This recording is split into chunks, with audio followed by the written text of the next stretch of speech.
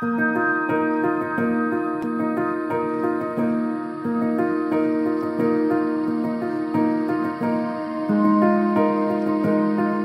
programme Natura 2000, c'est un réseau de sites naturels protégés qui héberge une biodiversité remarquable au niveau européen. Et c'est vrai que sur l'Ariège et sur le PNR, on a cette chance d'avoir une large diversité de contextes et de sites, depuis les coteaux calcaires du Mas d'Azil et de Moulis, jusqu'à la haute montagne couzeranaise autour du massif du Vallier et du Maubermé, en passant par les quais calcaires de Tarascon, mais aussi des grottes à chauves-souris, et même des linéaires de rivières, puisque par exemple le Salat est classé Natura 2000. Les sites Natura 2000, c'est un espace exceptionnel, notamment sur le plan environnemental, sur le plan de la biodiversité, sur le plan des paysages, mais aussi sur le plan de ce qu'a construit l'homme depuis des décennies et des générations. Et quelque part, il faudrait que presque toute la nature soit préservée de cette façon-là. On s'acharne à vouloir que la nature s'adapte à l'homme. C'est l'inverse qu'il faut faire.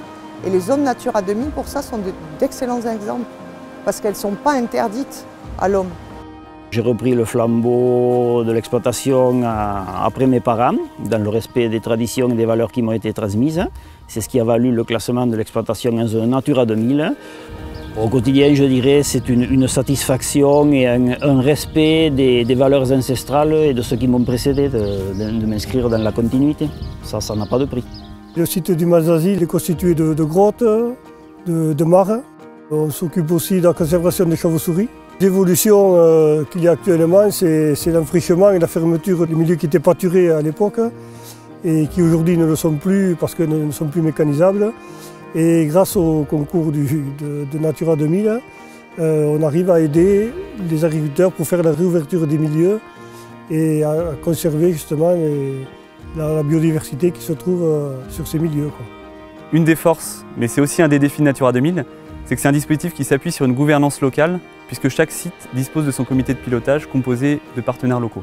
La gouvernance locale, d'abord, c'est un travail qui est fait bien sûr avec l'État, mais aussi avec les communes, avec les acteurs associatifs, avec les habitants du territoire, parce que préserver un territoire naturel exceptionnel, c'est aussi faire en sorte de sensibiliser la population sur ce territoire-là.